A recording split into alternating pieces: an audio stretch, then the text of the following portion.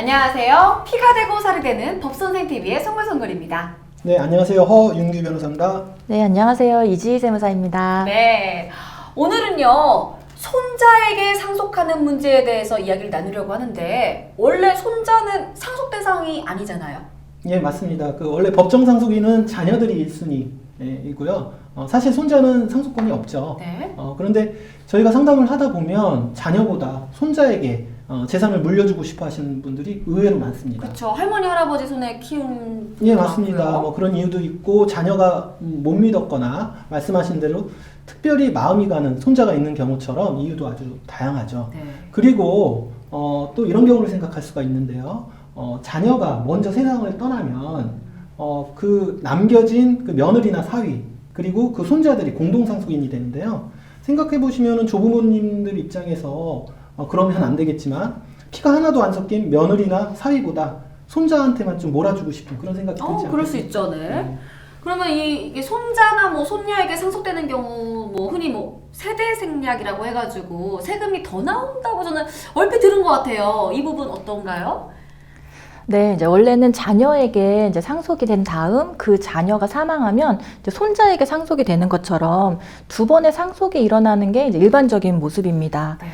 그런데 그렇다면 국가 입장에서는 두 번의 상속세가 부과가 될 텐데 이제 이를 생략하고 바로 손주에게 상속이 되다 보니까 이제 이에 대해서 30%의 세금이 이제 할증이 된다는 내용입니다. 네, 그러니까 결국에 손자에게 바로 상속되는 경우에는 안 거쳐도 되니까 한 번에 내는 대신에 30%를 할증한다. 그쵸, 네. 30%면은 적당한가? 네, 모르겠는데요.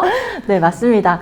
다만 자녀가 먼저 사망을 해서 이제 대습 상속으로 손자에게 상속되는 경우처럼 대습 상속은 손자가 상속인의 지위에서 이제 상속을 받는 것이기 때문에 이러한 세대 할증 규정이 적용되지는 않습니다. 그러면 손자 상속 시 주의해야 할 사항이 또 있을 것 같아요. 네, 이제 저희도 상담을 하면서 세대 생략 상속이 유리한지에 대해서 이제 상담을 많이 받고 있는데요.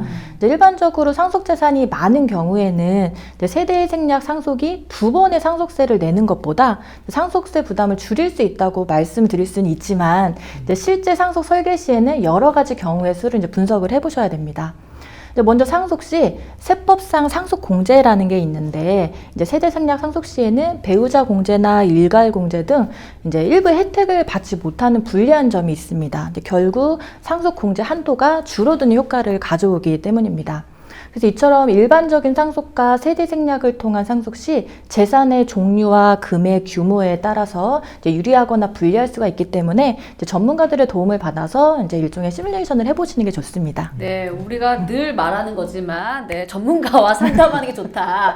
어쨌든 일반인 분들께서는 판단하시기 어려운 부분이 있기 때문에 그런 것 같은데요. 손자 상속을 고민하고 있는 분이라면 일단 검토가 필수적인 것 같습니다. 근데 변호사님, 이러한 세부적인 검토와 함께 실제로 상속 재산을 손자들에게 상속하고 싶을 때 유언은 어떤 방식으로 하는 게 나을까요? 예, 보통 유언으로 이제 유증을 하시는 방식을 생각할 수 있습니다. 그런데 이제 이런 유언의 경우에는 법정 상속분보다 적게 받은 다른 상속인, 손자한테 물려주다 보니까 그 이외에 제외된 원래 상속인들이 자신의 유류분이 침해됐다고 하면서 분쟁이 생길 수가 있죠. 유류분! 저도 이제 말할 수 있습니다. 네. 보통 상속인이 자녀인 경우 자신의 이 법적 상속분의 2분의 1을 받지 못하면 청구할 수 있는 거잖아요. 예, 정확히 알고 계십니다.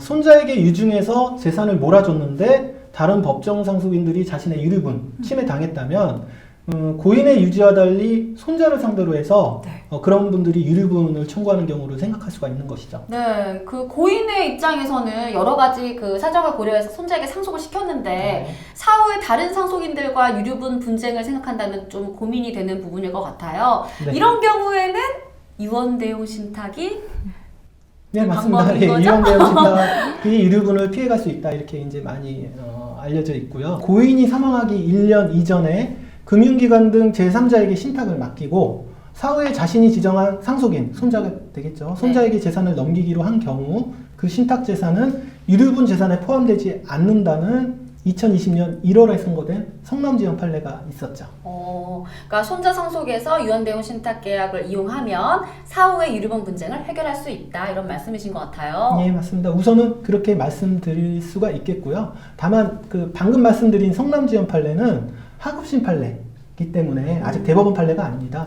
그래서 아직은 확립된 판례라고 할 수는 없죠. 네. 그럼에도 불구하고 저희는 대부분의 경우에 있어서 유언보다는 유언 대용 신탁 더 권유드리고 있습니다. 아니 유언 대용 신탁 광고 들어오시겠어요? 왜 그런 거죠? 네, 우선은 뭐 앞으로 정말 그 신탁 재산을 유류분에서 완전히 제외할 것인가, 뭐 이런 논의는 계속 될 것이지만요.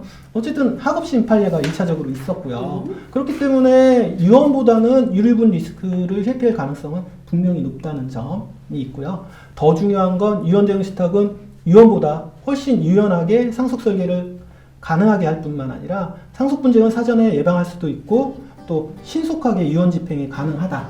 뭐 이외에도 여러 가지 장점이 많기 때문에 저희는 유언 대용 신탁 많이 권유해 드리고 있습니다. 네, 감사합니다. 여러분 구독과 좋아요 누르셨죠? 다음에 만나요.